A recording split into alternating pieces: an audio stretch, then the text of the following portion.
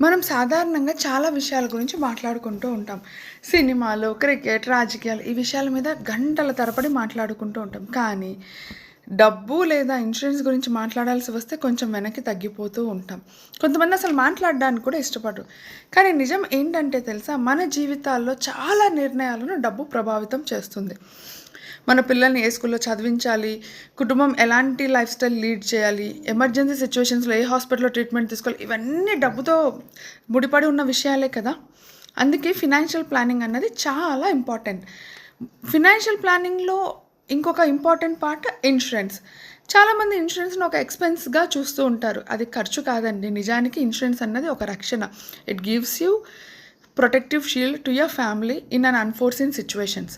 ఒక కుటుంబంలో ఒక వ్యక్తి ప్రధానంగా సంపాదిస్తున్నారు అనుకుందాం. అన్నీ బాగానే జరుగుతూ ఉంటాయి. పిల్లలు చదువుకుంటుంటారు, కుటుంబం సంతోషంగా ఉంటుంది. కానీ జీవితం ఎప్పుడు మన ప్లాన్ ప్రకారం జరగదు కదా! ఎప్పుడైనా ఏదైనా అనుకోని పరిస్థితి వస్తే ఆ కుటుంబం ఆర్థికంగా చాలా కష్టంగా అవుతుంది. అప్పుడు ఇన్సూరెన్స్ ఆ కుటుంబానికి ఒక భద్రతగా ఉంటుంది.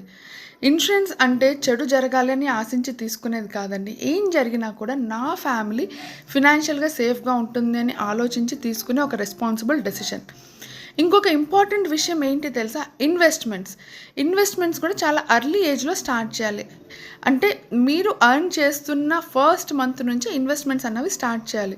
చాలామంది ఏంటి అంటే పోస్ట్‌పోన్ చేస్తుంటారు. ఇప్పుడు కాదు, నా శాలరీ కొంచెం పెరిగాక స్టార్ట్ చేస్తాను, లేదా ఇప్పుడు ఖర్చులు చాలా ఎక్కువ ఉన్నాయి, ఖర్చులు తగ్గాక ప్లాన్ చేసుకుంటాను నేను ఇన్వెస్ట్మెంట్ అని చెప్పి వాయిదా వేస్తుంటారు.